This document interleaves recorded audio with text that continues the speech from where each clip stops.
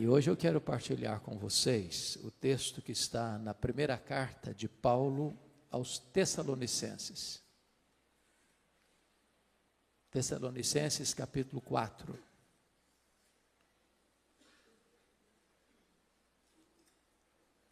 Dos versos 13 ao verso 18.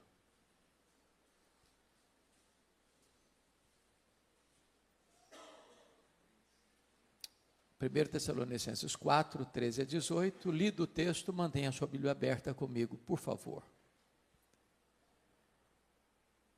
Não queremos, porém, irmãos, que sejais ignorantes com respeito aos que dormem, para não vos entristecerdes como os demais que não têm esperança.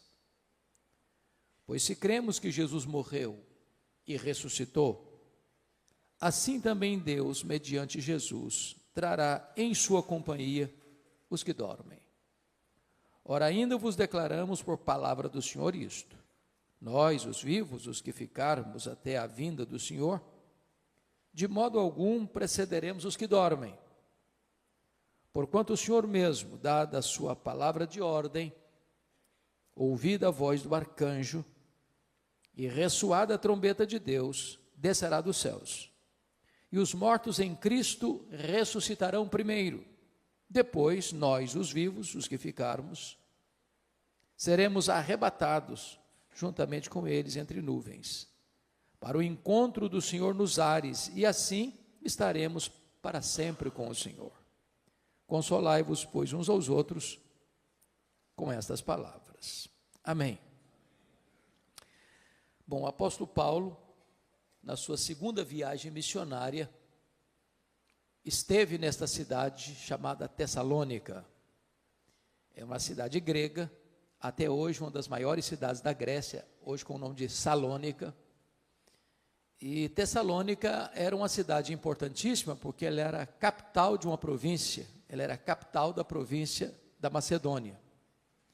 E Paulo passa por lá, planta esta igreja, uma igreja que vai se tornar uma igreja modelo para outras igrejas, e precisou sair às pressas, porque queriam matá-lo na cidade. Então, dali ele vai para Bereia. E nesta carta, Paulo trata muito especificamente sobre as verdades que nós chamamos de escatológicas, as verdades das coisas do fim. Por ser uma cidade grega, ela tinha forte influência da cultura grega. Esta carta é um clássico exemplo de que, em vez da igreja influenciar a sociedade, é a sociedade que está influenciando a igreja. Em vez da igreja imprimir no mundo o seu pensamento, o pensamento divino, à luz das Escrituras, é a cultura prevalecente que está influenciando a igreja. Qual era o pensamento básico, pilar dos gregos? Era o chamado dualismo. Os gregos criam nisso. O que era o dualismo? O dualismo era a ideia de que a matéria que você toca, que você vê, que você apalpa, era essencialmente má. O espírito invisível, imaterial, espiritual, era essencialmente bom. Em virtude disso, os gregos não acreditavam em três coisas. Eles não acreditavam na criação. Para os gregos, a criação era uma emanação divina, não direta, porque se a matéria era má, um Deus sendo bom não pode criar algo mau. Então a criação veio a ser as últimas emanações da divindade, que já não tinha mais conexão com a divindade, porque na cabeça dos gregos a matéria era má. Então eles não acreditavam na criação. Claro, eles não acreditavam na encarnação, que para eles Jesus não podia ser Deus e homem ao mesmo tempo, porque já tinha um corpo material, e se para eles a matéria era má, ele não podia ser essencialmente bom. Se ele não podia ser essencialmente bom, ele não podia ser Deus. Então negavam também a divindade de Cristo, a encarnação de Cristo. Mas, finalmente, os gregos negavam a ressurreição. Na cabeça dos gregos, quando alguém morria, a morte era aplaudida por eles, porque na cabeça deles, a alma imaterial estava presa num cárcere, numa masmorra chamada corpo. Então, quando alguém morria, na cabeça dos gregos, aquela alma que estava prisioneira no cárcere chamado corpo, era liberta.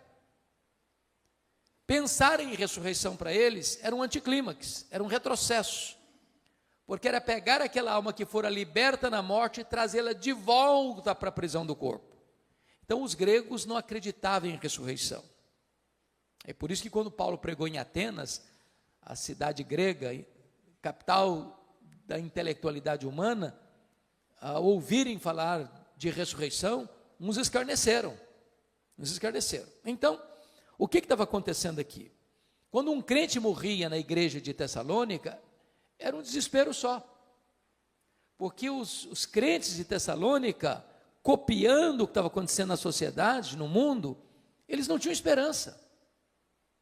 Não tinha cântico, não tinha celebração, não tinha convicção de céu, não tinha garantia de vida eterna.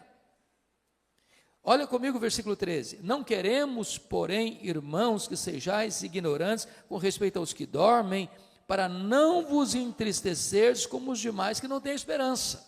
Paulo está dizendo que o mundo não tem esperança e os crentes não podem viver como o mundo sem essa esperança. Agora, o que ele está querendo dizer aqui com os que dormem? Com respeito aos que dormem, para não vos entristecer como os demais que não têm esperança. E a pergunta que eu faço a vocês: o que é que dorme na hora da morte? É o corpo ou é a alma? O que é que dorme? E a resposta insofismável, categórica é o corpo que dorme. A alma não dorme. O seu corpo não sobrevive sem a sua alma, mas a sua alma sobrevive sem o seu corpo. Você não é um corpo que tem uma alma, você é uma alma que tem um corpo. Você e eu fomos feitos do pó, somos pó e voltaremos ao pó. Mas na hora da morte, a alma, que é o sopro divino, se desprende do corpo e se volta para o Senhor. O pó volta à terra como deu, o espírito volta a Deus. Agora, aquela dúvida dos tessalonicenses ainda é a dúvida de hoje. Porque a pergunta hoje que eu mais escuto com um pastor é essa: pastor, como é que vai ser na hora da morte? O que vai acontecer? O que acontece quando um crente morre? Vamos falar dos cristãos agora. E quando falo cristão, estou falando daqueles que nasceram de novo, que têm seu nome escrito no livro da vida, que são herdeiros da vida eterna. O que acontece quando um crente morre? Bom, se você perguntar isso para um ateu que não crê na eternidade, o que acontece quando uma pessoa morre? Ele vai dizer assim: bom, morreu, é só matéria, acabou, não tem mais nada. Não tem mais nada. Se você fizesse a pergunta para um defensor do romanismo, da doutrina romana, ele vai dizer: gente, a pessoa não era tão má para ir direto para o inferno, não era tão boa para ir direto para o céu, morreu, vai para o purgatório. Fica lá sofrendo, purgando os pecados, não sabe se 1 ano, se 10 anos, se 100 anos, se 1000 anos, até os pecados serem purgados e aí poder entrar no paraíso. Não tem esperança nisso. Se você fizesse a pergunta para um espiritualista: o que acontece quando uma pessoa morre? Ele vai dizer: bom, morreu, desencarnou, reencarnou, desencarnou, reencarnou, desencarnou, num processo ad infinitum. Também não tem esperança nisso. Se você fizer a pergunta para uma outra vertente teológica hoje: o que acontece quando uma pessoa morre? Ele vai dizer para você: morreu, a alma fica dormindo, até a segunda vinda de Cristo, inconsciente. Bom, mas isso também não tem esperança. O que a Bíblia diz? O que a Bíblia diz? Quando um crente morre, a Bíblia diz lá em 2 Coríntios 5,8 que morrer é deixar o corpo e habitar com o Senhor. E o Senhor não está na sepultura dormindo. O que a Bíblia diz? Filipenses 1,23 diz que morrer é partir para estar com Cristo, o que é incomparavelmente melhor. E Cristo não está na sepultura. Cristo está sentado no trono. Ele está no céu, de onde intercede por nós. É por isso que Paulo diz: morrer para mim é lucro. Por exemplo, Quando Jesus disse àquele ladrão que se arrependeu, na última hora, na 10ª hora, à sua direita, o que Jesus disse para ele? Em verdade te digo que hoje mesmo estarás comigo no paraíso. Bom, Jesus morreu naquele dia, seu corpo foi sepultado, e a sepultura não é o paraíso. Isso porque Jesus, antes de morrer, disse: Pai, nas tuas mãos entrego o meu espírito. Então, o problema dos tessalonicenses é que eles estavam vivendo sem esperança, influenciados pela filosofia e pela cultura dos gregos, deixando de experimentar e usufruir as verdades consoladoras das Escrituras. Mas uma pergunta que é muito comum fazer, e eu acho que todo pastor que está aqui já escutou isso tantas vezes: pastor, como é que vai ser lá no céu? Já que partir é para estar com Cristo, que é incomparavelmente melhor. Como é que vai ser lá? Nós vamos nos conhecer lá no céu?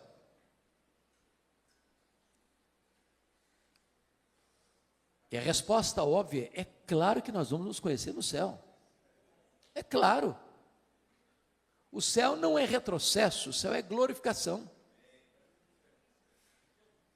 Então preste atenção nisso. Aqui você e eu não nos conhecemos direito. Se eu não sei quem aqui está casado há mais tempo. Vamos imaginar que tem aqui no auditório uma pessoa que tem 50 anos de casado. Se eu perguntar para essa mulher assim: você conhece o seu marido? Ela vai responder assim: estou começando a conhecer. Se eu perguntar para o marido: você conhece a sua mulher? Eu falei: rapaz, eu estou arranhando ainda a superfície para conhecer. Os gregos diziam assim: conhece-te a ti mesmo. Os gregos estavam errados. Nem você, nem eu nos conhecemos. Só Deus nos conhece. Eu não sei quanto a você, mas de vez em quando eu fico escandalizado comigo mesmo. Você não fica, não? Falei: meu Deus, não sou eu que estou pensando nisso, não é possível. Você e eu não nos conhecemos.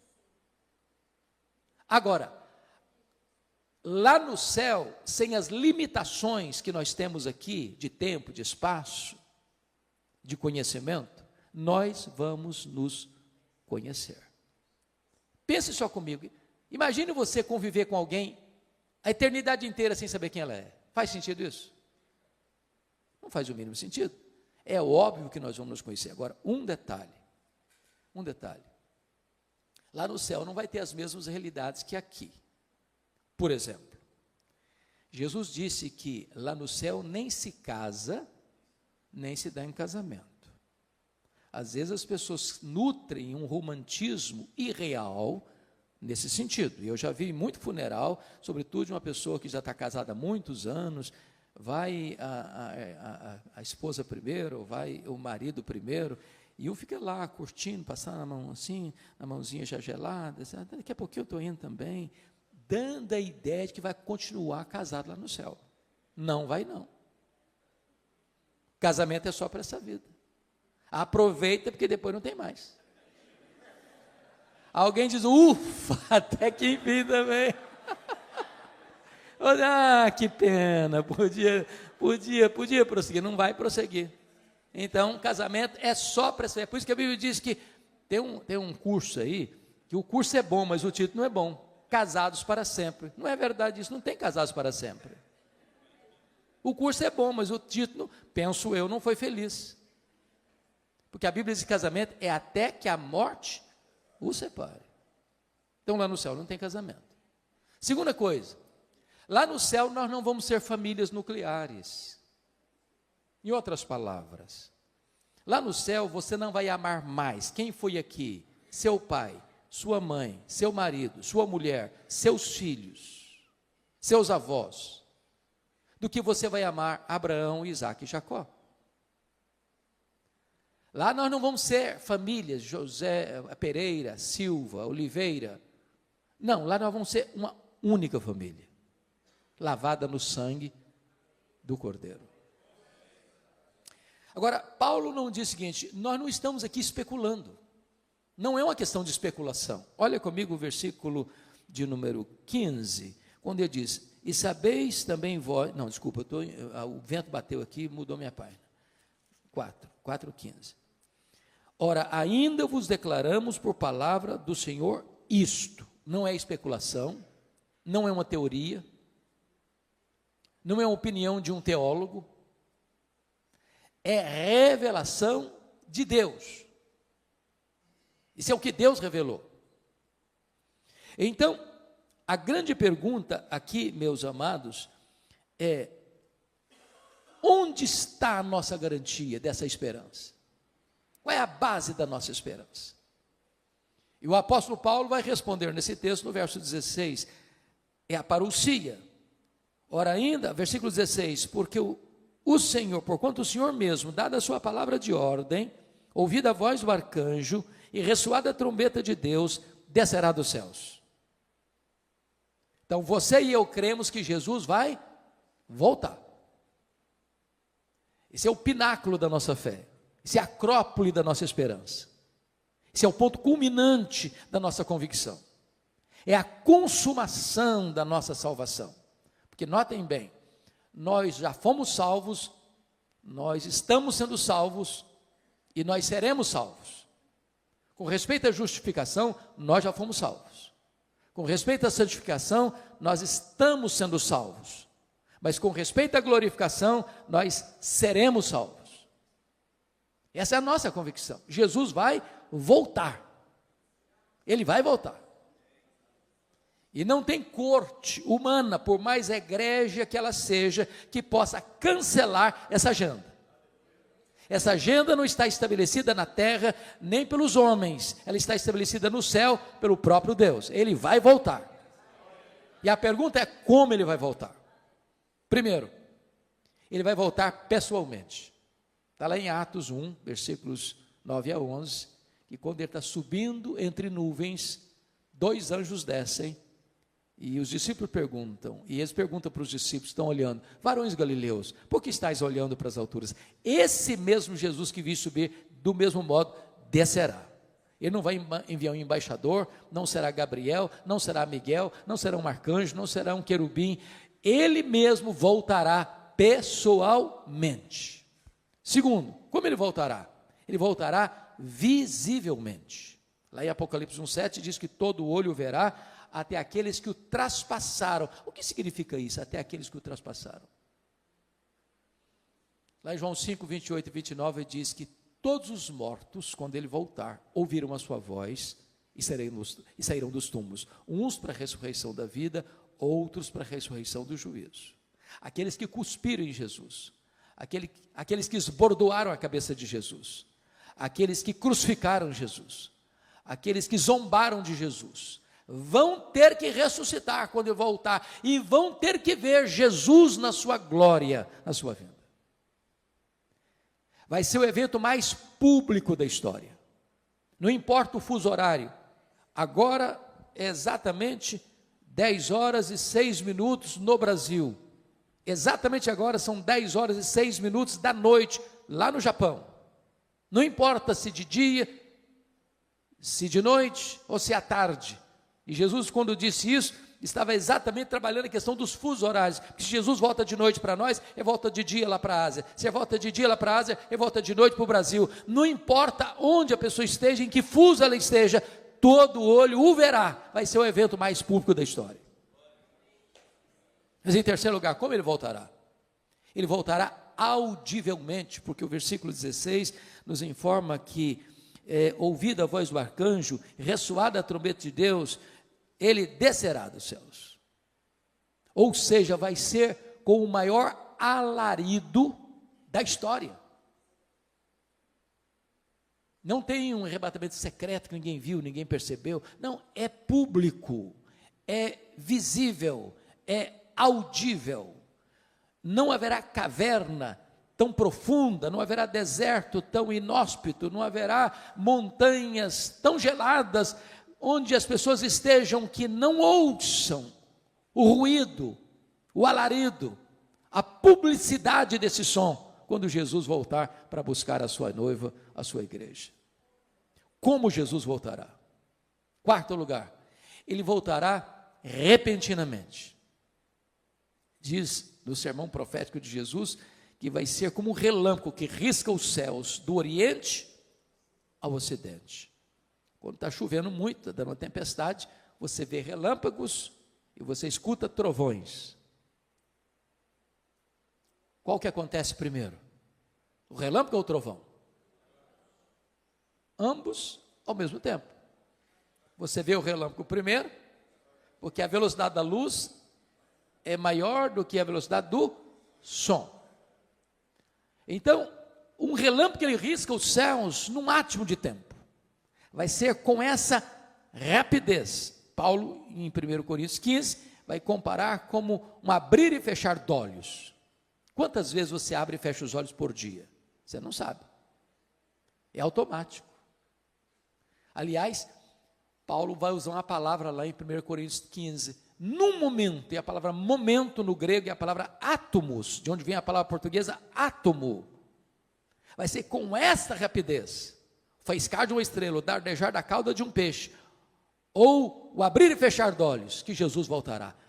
Sabe o que significa isso? Não dá para se preparar de última hora.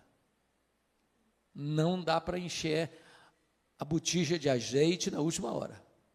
Ou você está preparado agora, ou você será pego de surpresa. Quinto lugar, como Jesus voltará?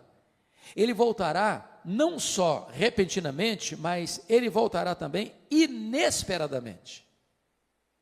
Vai ser como um ladrão. O ladrão não manda um WhatsApp para você dizer, olha, tal dia, prepara um cafezinho, faça um pãozinho de queijo, que eu estou chegando na sua casa. Ele chega de que maneira? De que maneira? Inesperadamente. Você não está aguardando, você não está esperando, e ele chega. Sabe o que significa isso? A volta do Senhor Jesus não será um dia óbvio. Todos aqueles, irmãos, que marcaram a segunda vinda de Cristo, desculpem da expressão bem brasileira, quebraram a cara. Se frustraram. Porque a agenda não está na terra. É da economia da soberania do Deus Pai. Então preste bem atenção nisso. O que a Bíblia diz que se o chefe de família soubesse que horas que o ladrão chegaria, ele se prepararia e não permitiria que ele entrasse.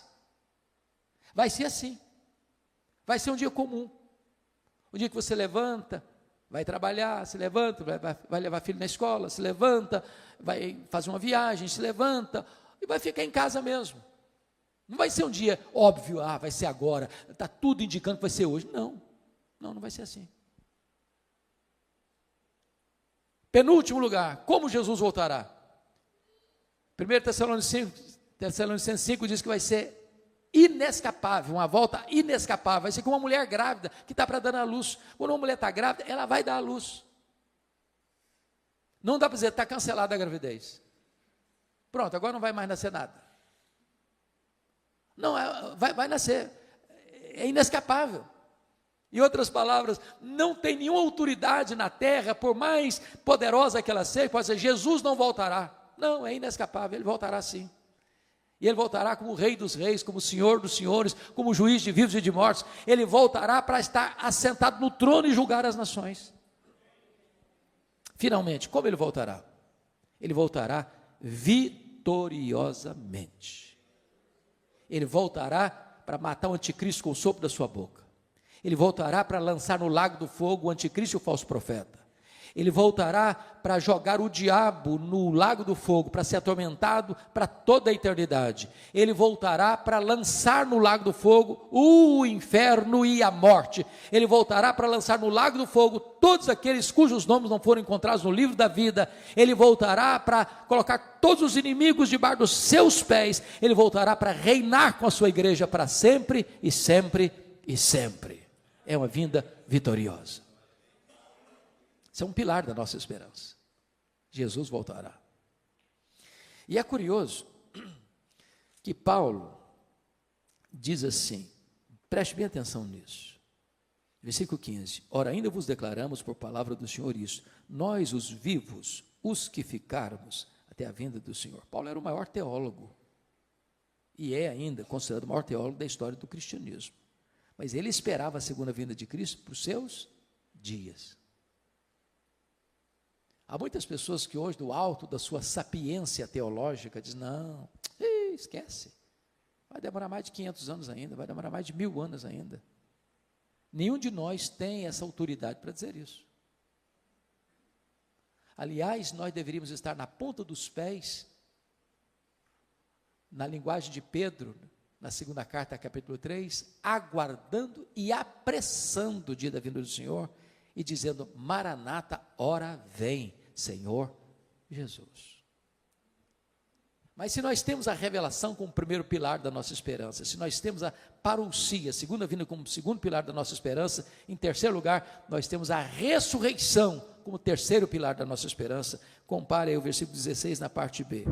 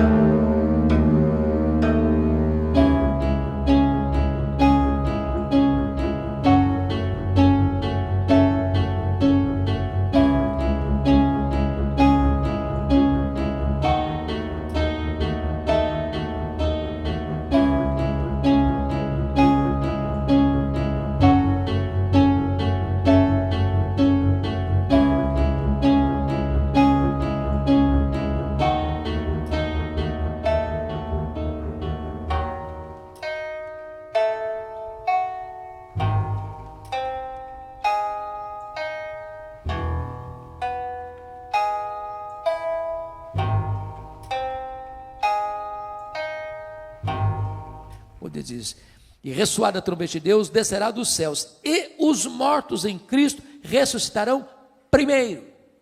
A grande pergunta é, primeiro em relação a quem? Porque é uma vertente teológica que diz que ressuscitarão primeiro em relação aos outros mortos não crentes, mas não é isso que Paulo está tratando, não é disso que ele está falando. Ressuscitarão primeiro em relação aos que estiverem vivos, porque segue o texto, depois nós os vivos, os que ficarmos. Então preste bem atenção aqui numa coisa importante. Quando um crente morre, estou falando crente salvo, não é crente nominal, não deveria existir desespero, porque quando um crente morre, ele já começa imediatamente, está lá em Hebreus 12, que o Espírito é aperfeiçoado para entrar na glória. Já imediatamente ele começa a desfrutar do céu. Conscientemente. Não fica dormindo, não fica num limbo, já começa a reinar com Cristo, conforme Apocalipse 20. Quando Jesus voltar, cronologicamente falando, aqueles que já estão lá com ele no céu, cujo corpo está na sepultura, dormindo, me dão nota de rodapé. Abra um parênteses, eu fecho depois.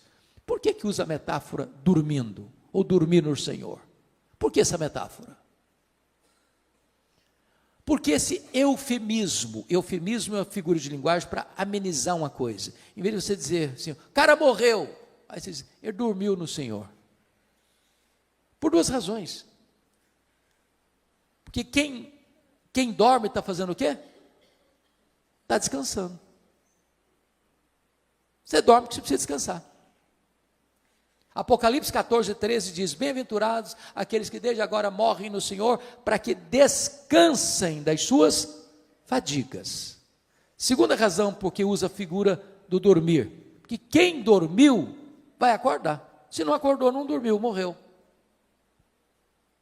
Significa o quê? Que a morte, ela tem prazo de validade. Vai chegar um momento que a morte vai ser interrompida pela ressurreição. Os mortos vão ouvir a voz de Jesus e vão sair dos túmulos, uns para a ressurreição da vida, outros para a ressurreição do juízo, dando claramente a entender que não vai ter duas ressurreições, uma de crente e outra de descrente, vai ser uma única ressurreição, de crentes e descrentes, ao mesmo tempo. Quando Jesus voltar. Bom, voltando então à ressurreição dos mortos.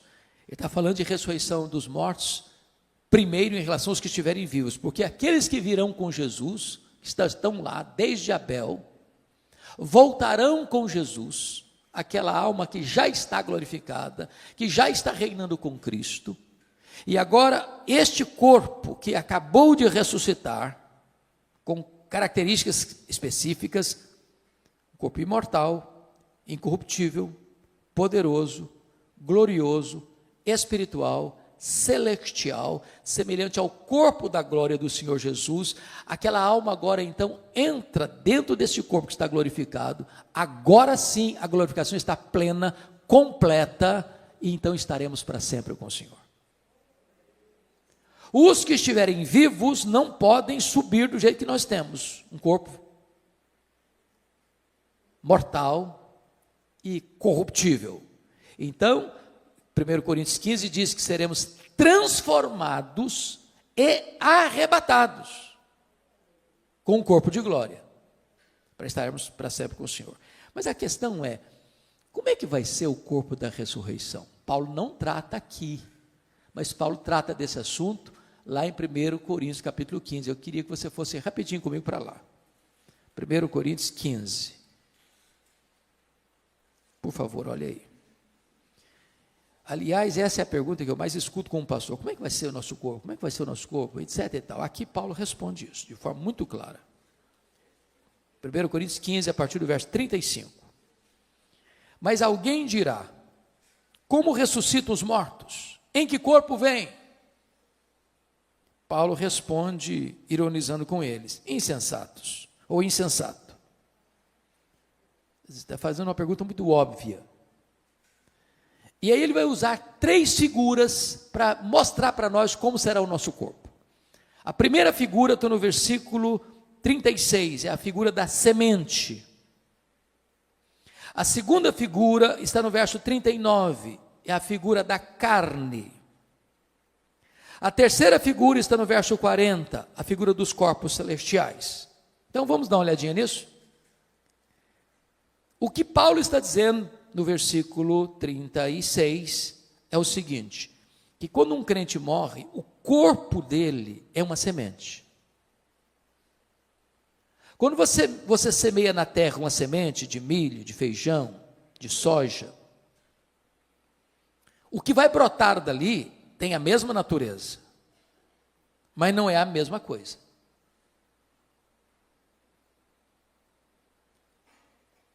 Então, ele vai explicar isso melhor a partir do verso 42. Ele diz assim, semeia-se corpo na corrupção, ressuscita-se na incorrupção. O que é isso? Esse corpo seu e meu aqui, ele nasce, cresce, envelhece, e morre. Às vezes a pessoa morre no processo, né? Morre na infância, morre na juventude, morre na fase adulta. Mas ele tem um prazo de validade.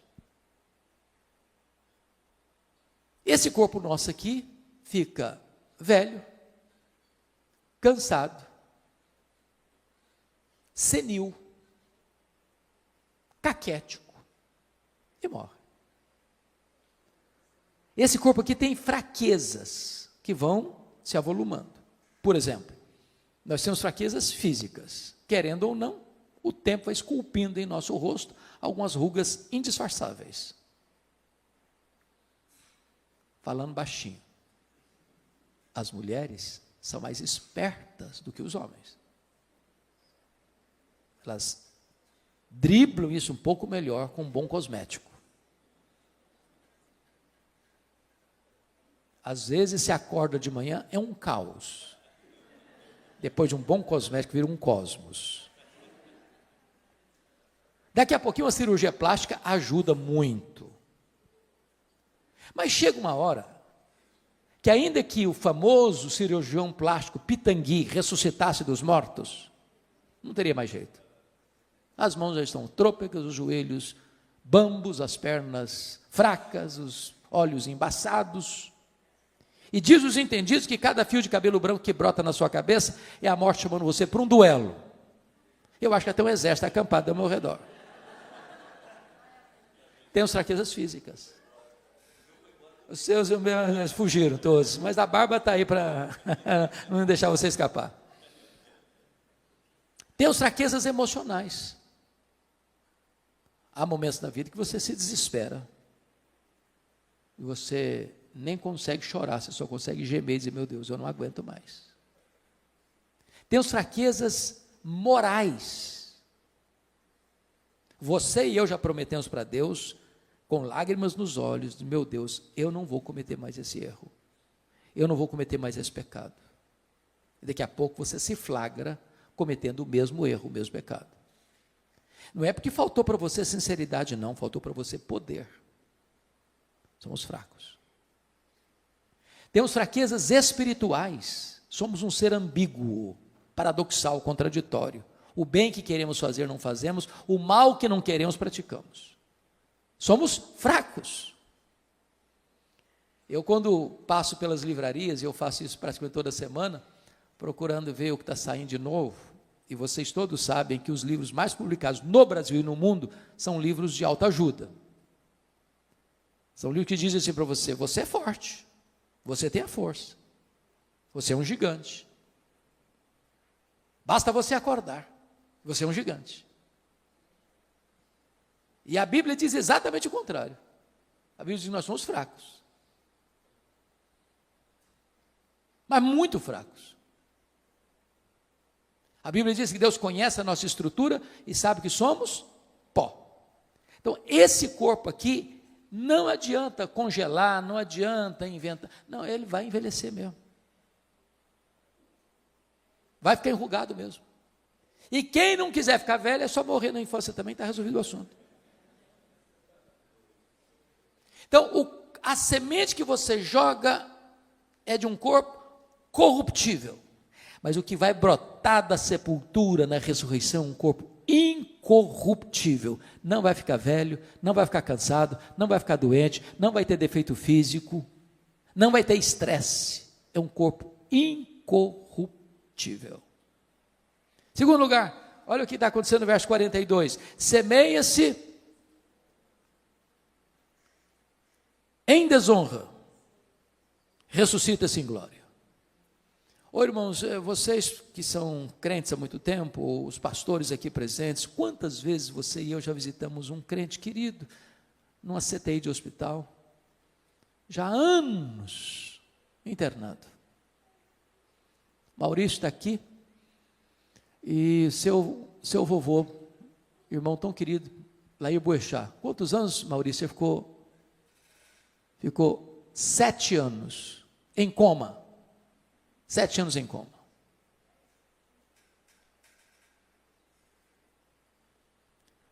Muitas vezes eu já visitei ovelhas e irmãos fora do círculo da igreja local, que que o corpo já estava caquético, encolhido, pele e osso, desonrado pela dor, desonrado pela doença, desonrado pelos remédios tão pesados. Quando você joga aquele corpo na sepultura, ele está desonrado pela fraqueza, pela doença. Mas o que vai brotar daí é um corpo glorioso, glorioso. E Daniel, capítulo 12, diz que vai brilhar como sol no seu fulgor. Louvado seja o Senhor. Então fique tranquilo, você vai ter um corpo perfeito. O corpo da ressurreição não vai brigar nem com o espelho, nem com a balança.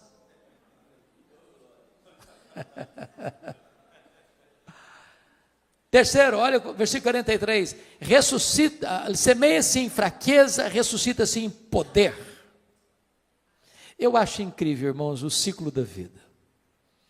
Nasce um bebê, pensando lá na roça. Eu fui criado na roça, então alguns aqui também, possivelmente, de igual modo. Nasce um bezerro lá no pasto, ele nasce meio tronchozinho.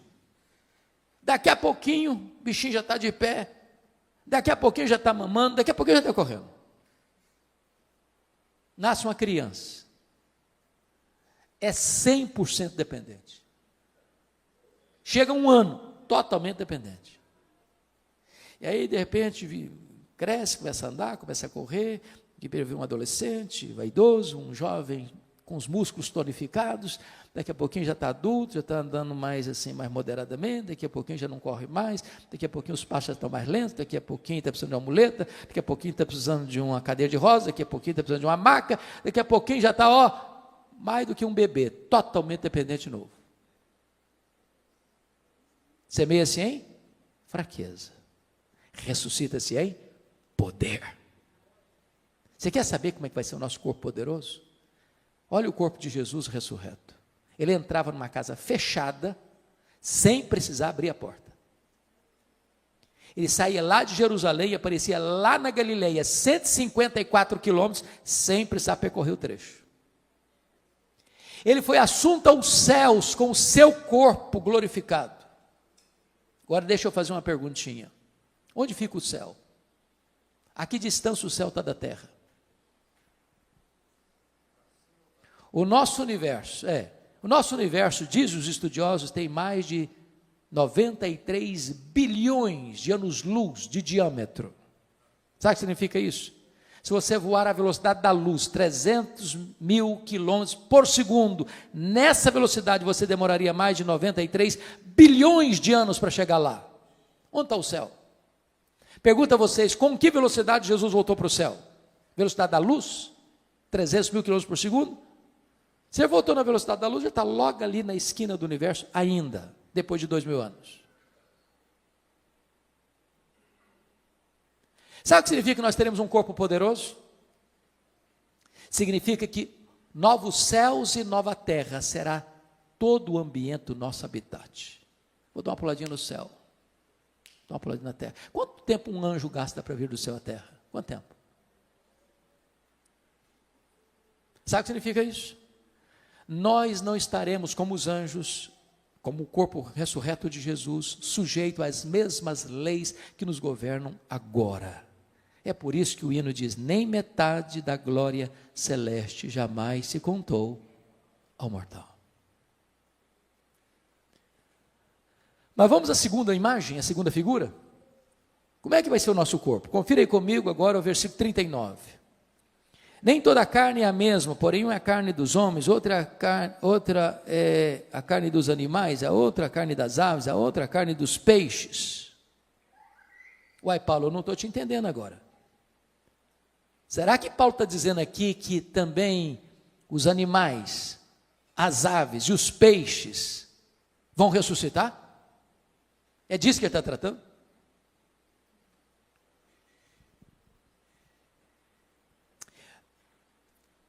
Convenhamos aqui, nós estamos vivendo uma época fascinante e ao mesmo tempo, para mim, complicada. A fase dos pets. Eu não tenho nenhum problema com quem tem pet, eu amo animais. Quem tem, diz Provérbios, tem que cuidar bem. Mas eu acho que a nossa geração está confundindo um pouquinho, está passando um pouquinho dos limites. Você acredita que tem gente que dorme com um cachorrinho na cama, debaixo do mesmo cobertor, abraçadinho?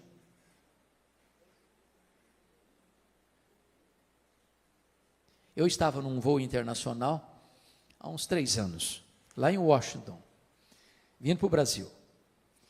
E eu estou sentado e chega um casal muito bonito, um rapaz e uma moça muito bonitos, com um cachorro grandão, sentado na minha frente. Daqui a pouquinho o rapaz disse assim para a moça: fique aqui que eu vou comprar uma Coca-Cola. O lugar que vendia Coca-Cola ficava a uns 10 metros de onde estavam sentados. Quando o rapaz saiu, a moça lascou um beijo na boca do cachorro, mas daquele beijo cinematográfico. E eu fiquei olhando esse ponto e falei: meu Deus, mas é muito mau gosto dessa menina. Está doido, senhor?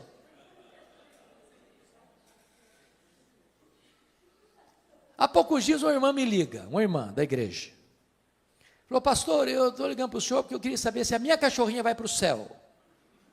E eu fiquei meio zonzo com a pergunta, pensando em elaborar uma resposta. Antes de eu dar a resposta, ela disse assim: porque se a minha cachorrinha não for, eu também não quero ir. Falei: aí, é o problema da senhora, eu não vou entrar em briga de família não, o que é isso? Eu tenho um colega, pastor presbiteriano, calvinista, reformado, que foi fazer um casamento de uma ovelha dele, e ele não está sabendo de nada, o coitado, pego de surpresa. Na hora das alianças, sabe quem levou a aliança ao altar? A cachorrinha da família. Mas está demais, está não? Ô gente, eu sinto muito, mas informar isso. Deus criou 3 tipos de seres: os anjos, os homens e os animais. Voláteis, terrestres e aquáticos. Os anjos são espírito e não têm corpo. Eles não morrem. Os homens têm corpo e espírito.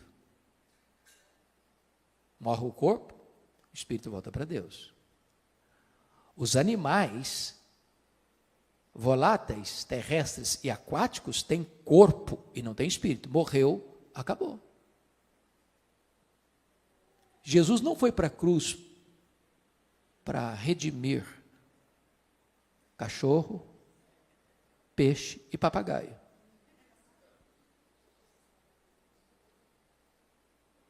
Está claro isso?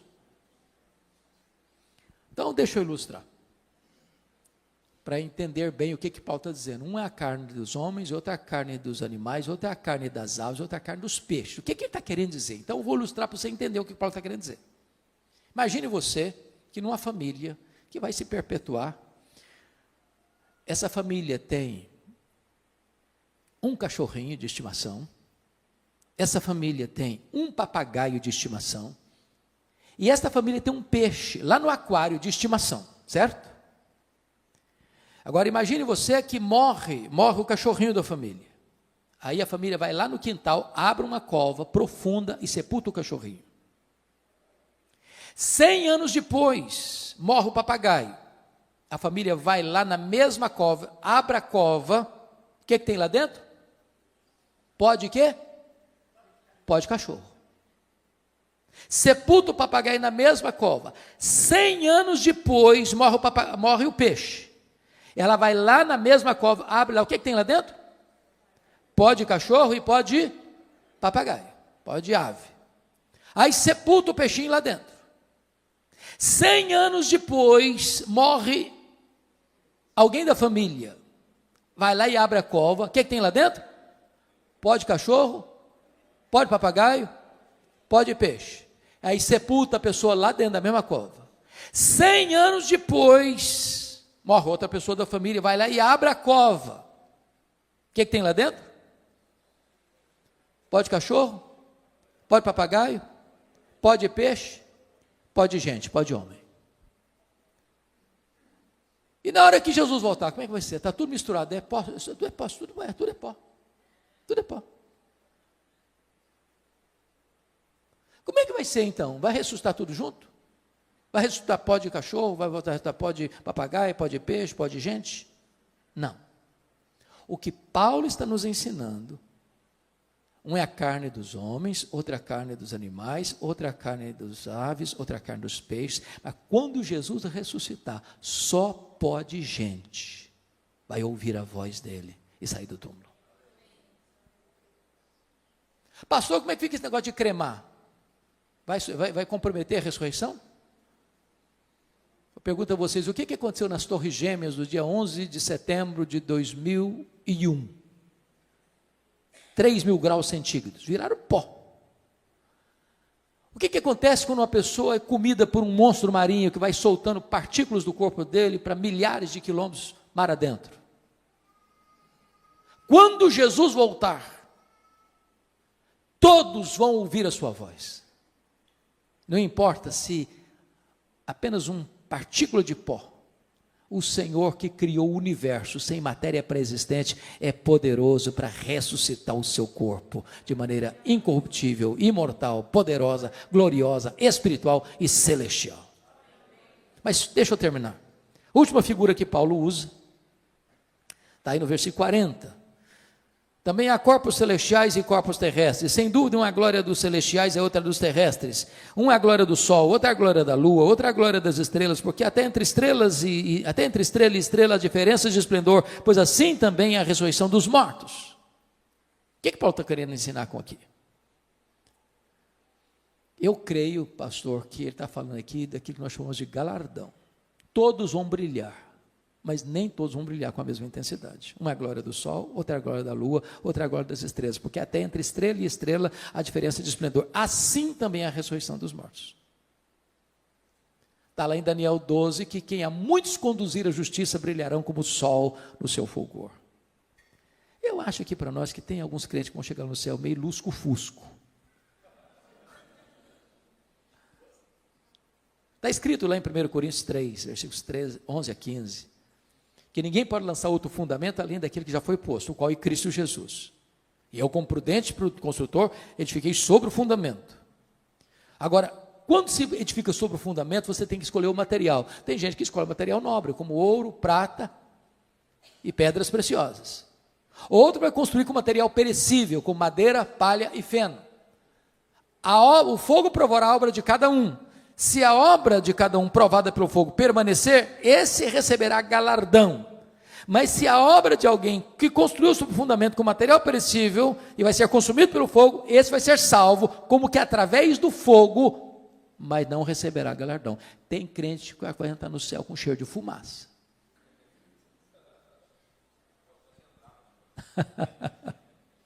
Com cheiro de fumaça. Preste atenção nisso. A salvação é de graça, mas o galardão é recebido pelas obras. Você não foi salvo para cruzar os braços e aguardar Jesus voltar. Você foi salvo para servir, para ser um canal de bênção, para ser um embaixador das boas novas, para ser um ministro da reconciliação, para levar a esperança da salvação para outras pessoas. Voltando para Tessalonicenses para encerrar, eu só queria chamar a sua atenção, que depois então da ressurreição, está escrito, eu fecho aqui agora, o que vai acontecer? E depois nós os vivos, os que ficarmos, seremos arrebatados juntamente com eles entre nuvens para o encontro do Senhor nos ares, e assim estaremos para sempre com o Senhor. Então, revelação, parousia, ressurreição, reunião, e ele termina dizendo, consolai-vos, pois, uns aos outros, com essas palavras. Ele começa com uma igreja triste, sem esperança, por não conhecer a verdade, e ele termina com consolo, dizendo, agora vocês que foram instruídos na verdade, sejam agentes de consolo para as outras pessoas. Meus irmãos, consolo não é uma coisa que vem de dentro, não é autoajuda. Consolo é aquilo que emana de cima, que emana das Escrituras, que procede da verdade de Deus. Se nós cremos nisso, então não temos motivo para ficar desesperados. Nós temos motivo para sermos consolados e nos tornarmos em consoladores para outras pessoas. Que Deus nos abençoe. Amém.